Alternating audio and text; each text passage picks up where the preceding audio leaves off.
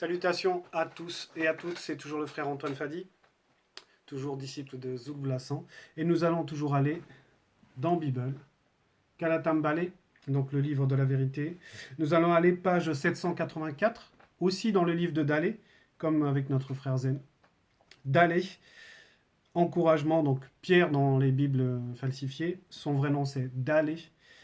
Encouragement, hein. Donc encouragement, oui, dans encouragement il y a courage. Il y a donc la force du cœur, Nginya Moulema, être courageux. Et on va comprendre pourquoi d'aller parler de cette manière. Parce que chaque apôtre avait sa manière à lui d'exhorter, sa manière à lui d'amener à l'état de conscience de l'importance de la bonne nouvelle. Et là, d'aller, le titre du passage qu'on va lire, c'est Appel à vivre saintement. Appel à vivre saintement. Donc ici, déjà dans le titre, là, il y a déjà quelque chose de très puissant. Parce qu'il y a cet appel. Et quand on appelle, en fait, c'est que il y a quelque chose qui est entendu. Il y a une annonce qui est faite.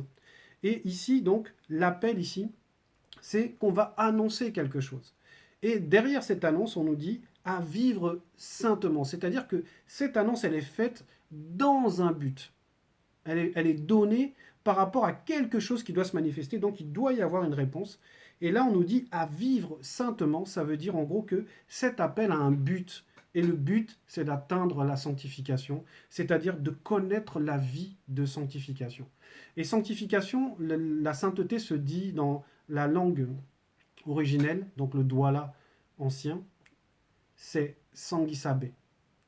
Ça veut dire la propreté en fait. Parce que la sainteté en fait c'est la propreté. Donc il y a la propreté et il y a son contraire, c'est-à-dire la saleté. En gros, il y a la vérité et il y a l'anti-vérité. Donc il y a un nettoyage qui doit être fait et c'est ce qu'on nous présente déjà dans le titre. Appel à vivre saintement. Donc il y a quelque chose qui est annoncé et derrière cette chose, le but de cette annonce, c'est la sainteté. Verset 16. C'est pourquoi, virgule, tenez-vous prêt à agir, virgule, gardez votre esprit en éveil, point.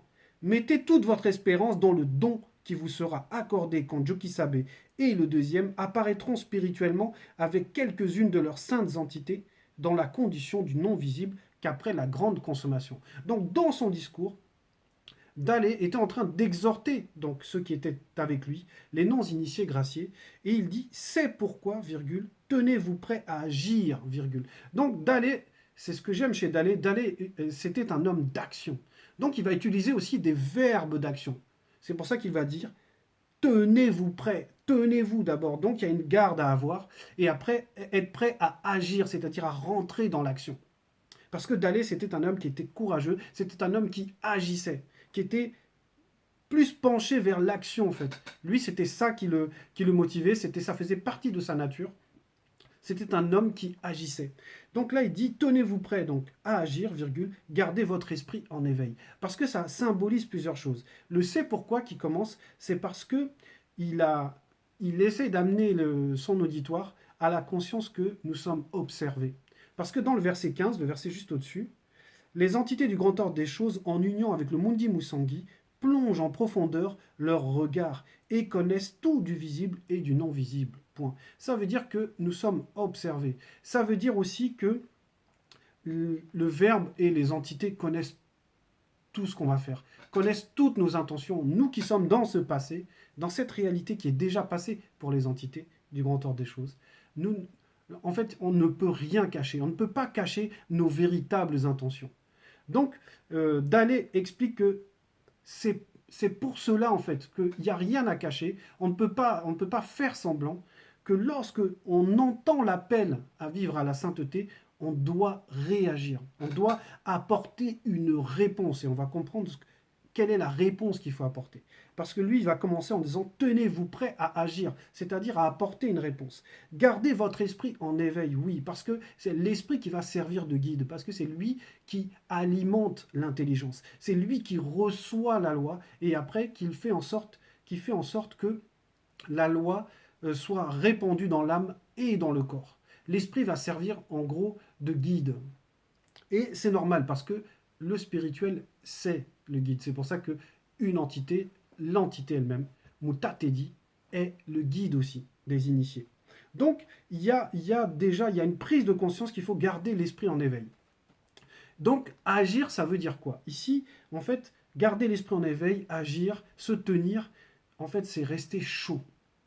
C'est être chaud. Agir, ça veut dire être chaud. Ne pas être tiède, ne pas être froid, mais être chaud. Parce que même quand on fait du sport, par exemple, si on est dans un pays comme là, où je suis là, où il fait froid, si on n'agit pas, si on ne manifeste pas d'action, si on reste dans le froid comme ça, le froid va nous saisir en fait, va prendre le dessus. Et on a besoin donc d'agir pour rester chaud.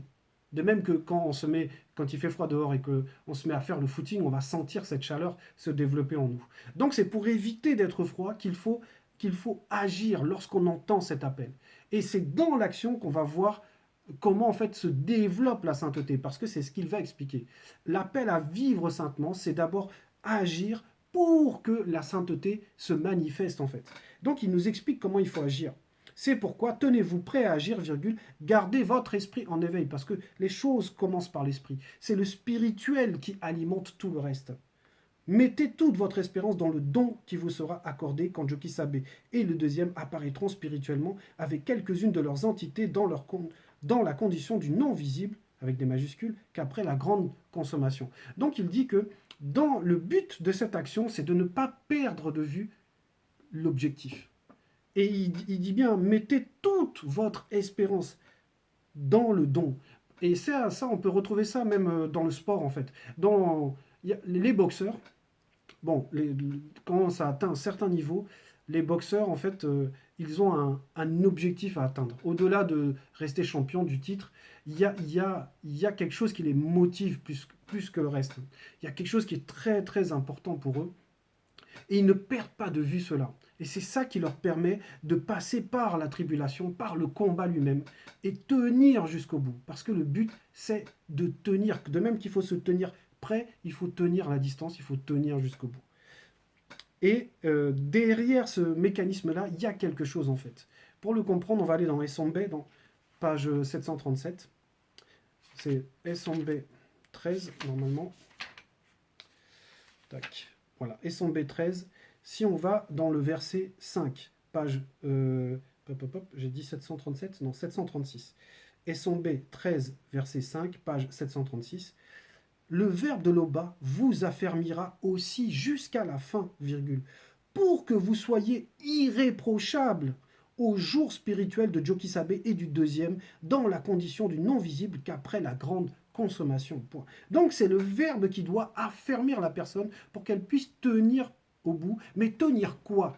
Tenir le fait d'être irréprochable. Et c'est ça la sainteté. La sainteté, premièrement, c'est le fait d'être irréprochable, qu'on ne retrouve pas de fausses doctrines, qu'on ne retrouve pas d'antivérité, que ce soit dans le comportement, dans les pensées et dans l'observation de la loi. Parce que la loi, il faut d'abord la connaître avant de l'observer. Dans tout cela, dans la connaissance aussi, il doit y avoir la marque de ce qui n'est pas reprochable.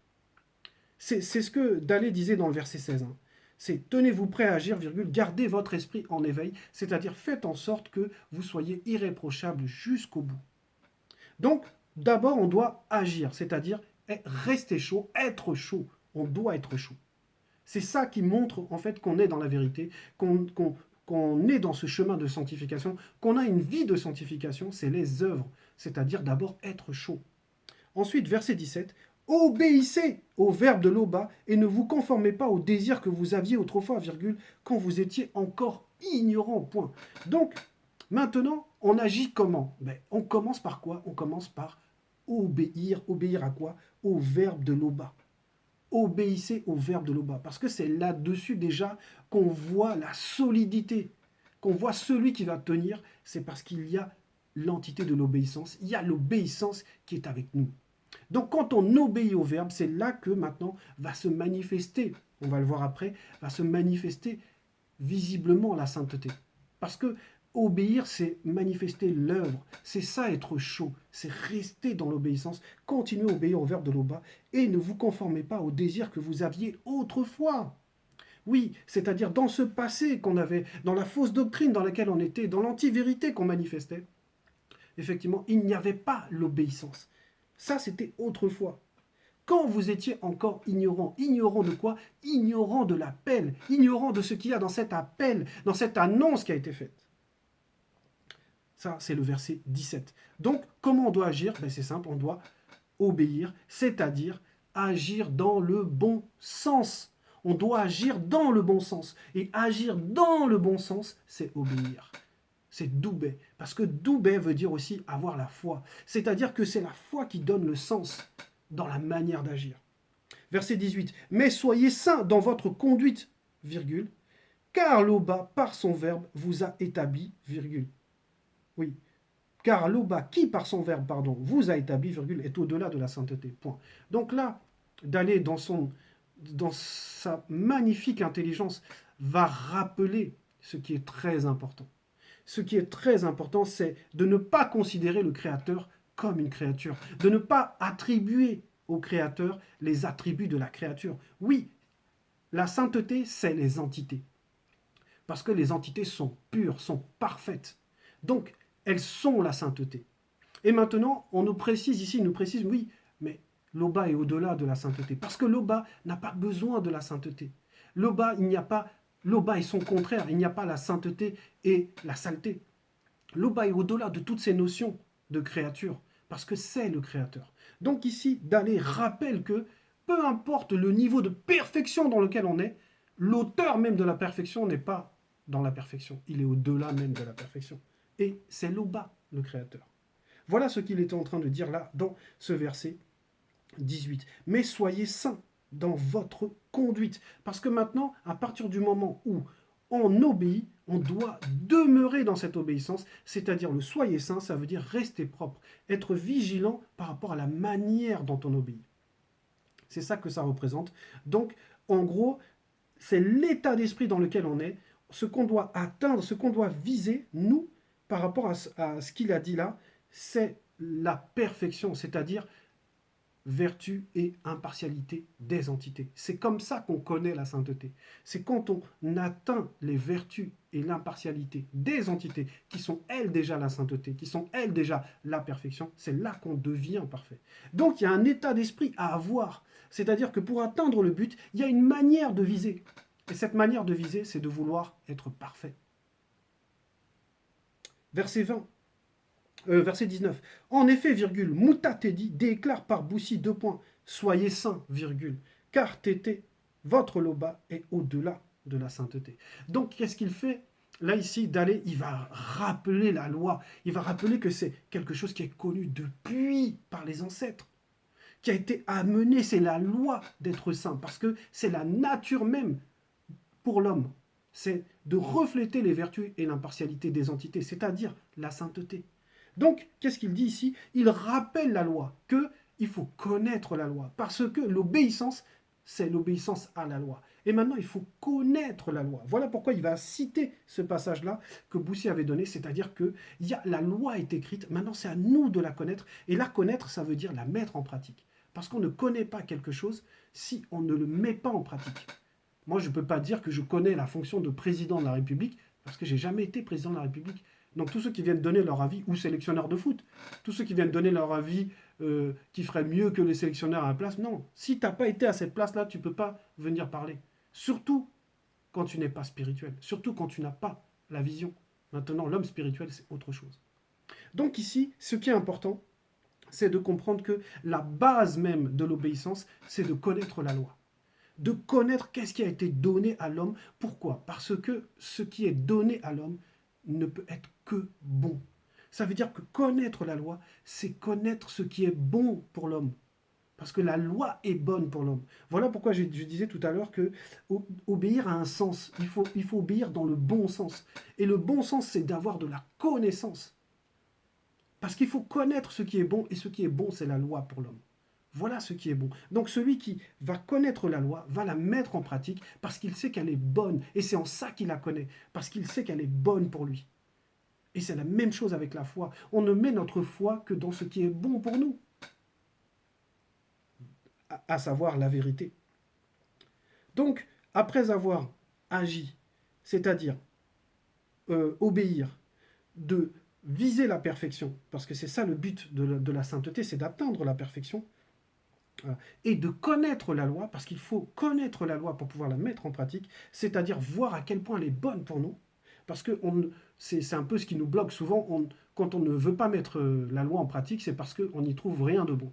Et maintenant, c'est le but de la sanctification, c'est de nous montrer à quel point la loi est bon, parce que ce que l'Oba manifeste ne peut pas être au-delà de bon, ne peut pas être mauvais.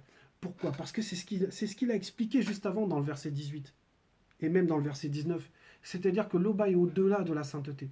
Ça veut dire qu'il y a la sainteté, il y a ce qui est bon, mais maintenant le Créateur lui-même, il est au-delà même de cette bonté. C'est pour ça qu'il la manifeste. Verset 20. Dans vos prières, virgule, confiez-vous au Verbe de l'Oba, qui lui aussi juge tous les hommes avec impartialité, virgule, selon ce que chacun a fait. Point. Oui.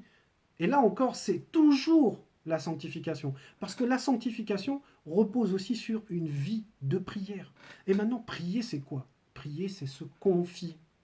C'est apprendre à se confier, à s'appuyer sur le Verbe de l'Oba. C'est ça réellement la prière, la conversation consciente. Parce qu'à partir du moment où on aime la loi, on va aimer celui qui la manifeste. Et on va vouloir aller discuter avec celui qui la manifeste. On va vouloir être appuyé, s'appuyer sur celui qui manifeste la loi, à savoir le Verbe de Tété. Donc voilà pourquoi il insiste, dans vos prières, virgule, confiez-vous au Verbe de l'Oba, qui lui aussi, avec le L majuscule, lui aussi, juge tous les hommes avec impartialité. Parce que le Verbe lui-même est bon, si la loi elle est bonne, le Verbe lui aussi est bon. Parce qu'il juge avec impartialité. La vertu et l'impartialité des entités, c'est aussi dans le Verbe. C'est normal. Donc maintenant qu'on sait que la loi est bonne, maintenant qu'on s'intéresse au Verbe lui-même, on va voir à quel point le Verbe juge de manière juste. Le Verbe n'est pas partial. Donc dans les prières, dans l'intimité, il faut savoir se confier, il faut savoir reconnaître quand on a tort, il faut savoir demander de l'aide, parce que la prière a plusieurs facettes. Il existe plusieurs types de prières. Et ces prières-là, ce sont autant, on va dire, de manières de communiquer avec le Verbe, de se mettre sous la protection du Verbe. Verset 21. C'est pourquoi, virgule, durant le temps qu'il vous reste à passer dans le visible, virgule, que votre conduite témoigne du respect que vous avez pour lui. Pour qui? Pour le Verbe. Donc voilà en quoi on va voir la sanctification. C'est la manière dont on respecte le Verbe. Que votre conduite témoigne du respect que vous avez pour lui. Point. Ça veut dire que les vrais témoins, ce n'est pas les témoins de Jéhovah. Ça, ce ne sont pas des témoins. Ils ont juste usurpé la manière de faire, la place des initiés. Mais les initiés sont les témoins même du Verbe. Parce que c'est leurs œuvres qui témoignent. Là, les témoins de Jéhovah, ça ne sert à rien ce qu'ils font. Ils se mettent là avec leur caddie, avec leur pancarte, et puis ils attendent devant la station de métro, ils attendent. En gros, ils sont juste comme, en gros, c'est comme des panneaux publicitaires. Voilà, ils font de la pub pour ce Jésus. Mais ça il n'y a pas d'appel là-dedans. C'est pas parce qu'ils se manifestent physiquement là qu'il y a un appel. En réalité, l'appel, c'est le comportement de sainteté. Ce n'est pas juste faire acte de présence. Ces gens-là ne sont pas dans la sainteté parce qu'ils ne connaissent pas la vérité. Sanctifie-les par ta parole. Ta parole est la vérité. Ça veut dire que c'est la vérité qui sanctifie. C'est pas juste le fait de se poser là avec leur tour de garde, des images du paradis où les gens ont des ceintures et sont en chaussures. Bref, c'est juste une représentation charnelle de ce que leur foi donne. Leur foi s'arrête au charnel. Ils n'ont aucun pouvoir spirituel parce qu'ils ne connaissent pas le pouvoir spirituel, à savoir la vérité. Et pourquoi? Parce que tout simplement, la base de cette annonce, de cet appel, ce qu'il y a derrière cet appel, ce qui doit sortir de ce qu'on entend là, c'est la sainteté. Et c'est ce qu'ils ne connaissent pas.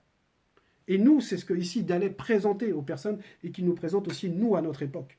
C'est pourquoi, durant le temps qu'il vous reste à passer dans le visible, que votre conduite témoigne du respect que vous avez pour qui? Pour le Verbe, pour lui, pour le Verbe de l'Oba. Donc pour les lois, pour les commandements, pour les préceptes. Donc c'est ça l'obéissance, c'est montrer le respect qu'on a. Donc dans la sainteté, il y a le respect parce que la loi est bonne et on respecte la loi. De même qu'on respecte l'auteur de la loi. Verset 22, vous savez, virgule, en effet, virgule, à quel prix vous avez été délivrés de la manière de vivre insensée que certains de vos ancêtres vous avaient transmise. Point. Oui, on ne peut pas ignorer quand on était dans le mensonge. On ne peut pas dire oui, je n'étais pas dans le mensonge. À partir du moment où on rentre dans la vérité, on sait que où on était avant, c'était le mensonge. On sait que comment ce qu'on priait, on faisait l'adoration de Jésus, une créature, et on se persuadait, on s'auto-persuadait que Jésus c'est Dieu. Ça s'appelle l'idolâtrie, mais quand on sort de ça, on se dit mince, on nous a vraiment bernés en fait. On nous a fait croire que le Créateur peut être une créature. En disant oui, le Créateur n'a pas de limite, mais c'est absolument faux, parce que ça ne peut pas être. Le Créateur ne varie pas, donc il ne peut pas être la chose et son contraire. Le Créateur ne peut pas être le bien et après être le mal. Le Créateur ne peut pas dire qu'il est omniscient et ne pas savoir. Voilà, donc la nature même d'un créateur, c'est de ne pas être une créature. C'est la nature même du créateur. Parce qu'une créature est créée, et celui qui crée, c'est le créateur. Donc, quelqu'un qui dit qu'il est créateur et créature en même temps, ça veut dire qu'il s'est auto-créé. Ce qui ne veut rien dire. Parce qu'avant même de se créer, il était quoi? Il était déjà. Donc c'est complètement absurde. C'est absurde complètement de croire que le Créateur est aussi la créature. Que Jésus, c'est Dieu. C'est complètement absurde. Ça n'a aucune logique d'imaginer que le Créateur est une créature. Surtout lorsqu'on lit la loi, lorsqu'on lit des textes religieux, mais comme dans la Bible, hein, ils disent que, pour certains vont imaginer que Jésus est Dieu. Pourtant, dans la Bible qu'ils lisent, il est bien écrit que Dieu n'est point un homme dans Nombre 23, 19. Dieu n'est point un homme pour mentir, ni un fils d'homme pour se repentir. Et ça, c'est passé, présent, futur. Il ne sera jamais une créature. C'est ce que ça veut dire. Mais dans la même écriture, il y a la confusion. C'est pour ça que les gens sont perdus. Faisons l'homme à notre image. Voilà. Donc, ça veut dire que si l'homme, il est à l'image de Dieu, ben Dieu aussi, c'est un homme. Voilà. Et c'est cette contradiction qui montre qu'il n'y a pas de vérité là-dedans. Parce que la vérité est claire. La vérité n'est pas doublée, triplée. La vérité est unique. Donc, on sait dans quel mensonge on était avant. Et on sait ce qui nous a sortis de ce mensonge. Verset 23. Ce ne fut pas au moyen de choses périssables, virgule, comme l'argent ou l'or, point virgule. Non, point d'exclamation. Vous avez été délivrés par Mutatedi, c'est-à-dire c'est la décision du spirituel. En gros, Mutatedi va représenter la vertu et l'impartialité du spirituel. Donc la justice, donc la bonté pour l'homme, donc la grâce qui nous est accordée par la manifestation de la volonté de l'Oba, c'est au travers du Verbe par les entités. Et là, c'est Mutatedi qui sort le peuple noir de son obscurité, de ce mensonge, de ce voile que Satan a mis dans leur conscience. Verset 24. L'Oba n'avait pas destiné Jokisabe avant la création du monde, comme certains corrompus le disent, virgule, à savoir, deux points, que Jokisabe sauverait tous les hommes par son sang. Point. Fermez les guillemets. Oui, parce que déjà, dans le verset 23, Dal explique que c'est pas les choses charnelles qui sauvent, c'est pas l'or, c'est pas l'argent, parce que oui, dans ce monde-là, on peut utiliser l'argent pour se sauver d'un jugement, pour sortir de prison, pour ceci, cela. Mais le rachat de l'âme ne se fait pas par les choses charnelles. C'est pas possible. De toute façon, tout ce qui est sur la terre appartient au Créateur. Donc, on ne peut pas racheter son âme avec des choses charnelles. Et il va ouvrir encore, parce qu'il y en avait qui avaient cette conscience que le Créateur aurait envoyé son Fils, comme il est dit dans les Bibles actuelles, hein, pour qu'il meure pour sauver l'humanité. Et là, d'aller appuie, contredit cela. L'Obana n'avait pas destiné Jokisabe avant la création du monde, comme certains corrompus le disent, virgule, à savoir, deux points, que Jokisabe sauverait tous les hommes par son sang. Oui, c'est pas le sang qui sauve. Aujourd'hui, vous avez encore plein de gens qui sont là, le sang de Jésus, le sang de Jésus. Ah, tu prononces pas assez Jésus tous les jours dans tes phrases et tout, tu dis pas assez Jésus. Ah, il se passe ça dans mon pays, ah, je vais aller prier Jésus, Jésus va nous sortir de là. Mais tout ça, c'est du n'importe quoi. Ça fait 2000 ans que les gens attendent ce soi-disant Jésus. Que tout dépend de cette histoire de christocentrisme de Jésus. Mais Jésus n'existe pas. Jésus, c'est une invention. C'est une invention. C'est comme la Bible actuelle, falsifiée là. Elle est, du début à la fin, c'est des récits grecs.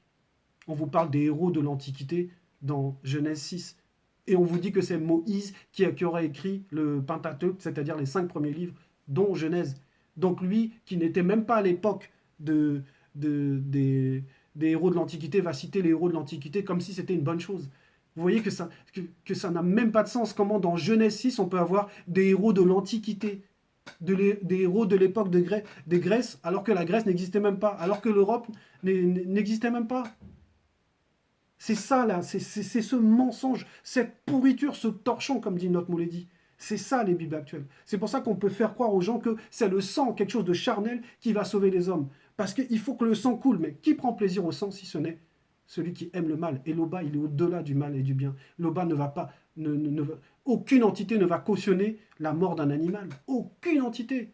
Et pourtant, toutes les religions, ça ne les dérange pas de dire que le premier péché, le premier meurtre, c'est Abel qui est tué par Caïn. Ça, beaucoup de religions vont vous dire, si on leur pose la question, c'est quoi le premier meurtre? Ah, c'est le jour où Caïn a tué son frère Abel. Non, le premier meurtre, c'est Abel sur l'agneau.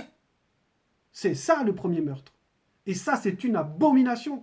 Et ils osent mettre dans leur torchon là de Bible que l'Éternel a pris plaisir à cela. Alors que c'est lui qui crée, c'est lui qui est le Dieu des vivants, soi-disant, et il prend plaisir à la mort, il prend plaisir au sang versé, il va séduire, soi-disant, demander à Abraham d'aller sacrifier son fils pour voir s'il l'aime. Mais vous voyez bien que c'est des récits écrits au Moyen-Âge, par des gens du Moyen-Âge, à des gens qui étaient destinés à des gens qui ne savent pas lire, à qui on pouvait raconter tout et n'importe quoi parce qu'ils avaient peur des religions. On leur disait que s'ils n'agissaient pas selon leur écriture, ils allaient être brûlés en enfer. Donc ils faisaient peur aux gens, ils terrorisaient les gens ne suivaient pas parce qu'ils avaient la foi, mais parce qu'ils avaient peur. Parce que la religion, elle est basée sur la peur. C'est la méchanceté, la religion. C'est le mal. Regardez les fruits des religions. Les guerres, que ce soit les croisades ou que ce soit les djihad. Regardez dans quel état les religions ont mis les hommes. Jusqu'à cautionner l'esclavage, jusqu'à cautionner des guerres. Et oui, parce que la religion, c'est un instrument pour apeurer la créature. Voilà pourquoi il y a l'injustice dans la religion. Donc le sang de Jésus n'a jamais sauvé qui que ce soit, et le sang ne sauvera jamais, ne rachètera jamais une âme, que ce soit celui de Jésus ou qui vous voulez. Jésus n'existe pas, c'est une invention. Derrière, c'est un démon qui s'appelle Mitélé, un démon terrible qui avait pris déjà plusieurs appellations avant de prendre l'appellation de Jésus que nous connaissons aujourd'hui. Verset 25. Vous êtes purifiés en obéissant au Verbe qui est la vérité. Virgule, je m'arrête là. Voilà la base. Sanctifie-les par ta parole est la vérité. Vous êtes purifiés. Purifier, ça veut dire être propre. On a dans la conscience de l'esprit est propre. C'est-à-dire qu'on sait, on a accepté la vérité. Maintenant, il faut suivre cette vérité et c'est là qu'on voit la sanctification. Vous êtes purifiés en obéissant au Verbe qui est la vérité et pas en acceptant que Jésus est mort sur la croix. Eh oui. C'est en obéissant à la vérité. C'est pour ça que même dans les Bibles actuelles, il est écrit « Vous connaîtrez la vérité » parce que vous ne la connaissez pas, cette vérité. Et la vérité, c'est ce que Zulula apporte. Donc, vous êtes purifiés en obéissant au Verbe qui est la vérité, virgule, pour vous aimer sincèrement comme des frères et sœurs. Aimez-vous donc ardemment les uns les autres, virgule, d'un cœur pur. Et oui, parce que l'amour est sincère. C'est pas l'amour que vous voyez dans les églises, dans les fausses églises, là, où les gens, ils sont là, ils chantent Jésus, Amen, Emmanuel, Emmanuel, et après, dès qu'ils sortent, ils s'appellent au téléphone. Ah, tu as vu la sœur comment elle était là? Ah, tu as vu le frère comment il était? Ça, c'est pas, ils sont pas dans la vérité. Dans toutes les religions, il y a eu un schisme. Toutes les religions, il y a eu division. Là où il y a division, il n'y a pas le Créateur. Toutes les religions, catholiques, protestants, sunnites, chiites, toutes les religions ont connu la séparation, les divergences, la confusion, parce qu'elles ne sont pas dans la vérité. Lorsqu'on est dans la vérité, il y a un seul enseignant, et tout le monde le suit, et il n'y a pas de division. C'est en ça aussi qu'on reconnaît la vérité. Donc toutes vos religions sont fausses, parce que toutes les religions reconnaissent Jésus quelque part. Qu'il soit prophète, qu'il soit, les autres le disent, c'est fils de Dieu, qu'il soit, non, Dieu lui-même et tout, peu importe, tous croient que Jésus existe, alors que Jésus n'existe pas. Les gens vont l'attendre, c'est comme le Père Noël pour les enfants. Il n'existe pas en réalité. Donc, verset 26, en effet, virgule, vous êtes nés de nouveau. Voilà, voilà la révélation. En effet, c'est l'effet de cet appel. L'appel va produire un effet à l'intérieur de celui qui obéit parce qu'il a la connaissance que la loi est bonne pour lui. En effet, virgule, vous êtes nés de nouveau. Virgule, vous êtes une bonne créature. C'est ça ce que ça veut dire. Vous êtes une bonne personne parce que vous obéissez et vous obéissez avec un cœur pur, un cœur qui est purifié parce qu'il sait ce qui est bon. Et ce qui est bon, c'est la vérité. C'est pour ça que c'est elle qui purifie, parce qu'elle a ce pouvoir, la vérité. En effet, virgule, vous êtes nés de nouveau, virgule, non de père mortel, virgule, mais grâce à une semence immortelle, virgule, grâce à la parole avec un P majuscule, vivante avec un V majuscule, de l'Oba, point. Ça, c'est juste magnifique avec une petite annotation et son B2624.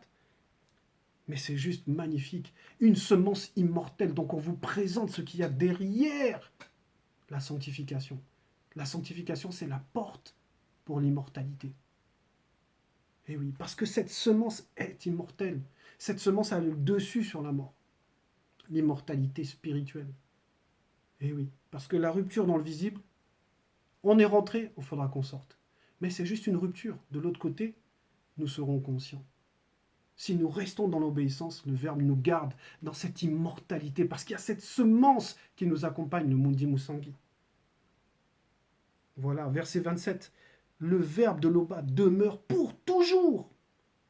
Point. Or, virgule, cette parole est celle de la bonne nouvelle qui vous a été annoncée. Point. Et ça, c'est encore magnifique. Et oui, je vais répéter. Le Verbe de l'Oba demeure pour toujours. Point. Or, virgule, cette parole est, avec le P majuscule, est celle de la bonne nouvelle qui vous a été annoncée. Donc, derrière la sanctification, l'appel qu'on a entendu là-bas, c'est la bonne nouvelle. Donc, la sanctification, c'est la bonne nouvelle. C'est pour ça qu'on nous dit de porter le zèle, parce qu'il faut agir. Le zèle qui amène qui transmet la bonne nouvelle. Et la bonne nouvelle, c'est vouloir de cette sanctification. C'est accepter la sanctification. Accepter d'être propre, de porter le vêtement de la propreté. Parce que c'est ce qui nous permet d'accéder de l'autre côté. La sanctification, c'est la santé des trois êtres. Et oui, parce que la sanctification, c'est la santé. Mais c'est du point de vue spirituel. Donc voilà, c'était l'exhortation. L'Oba est toujours glorifié.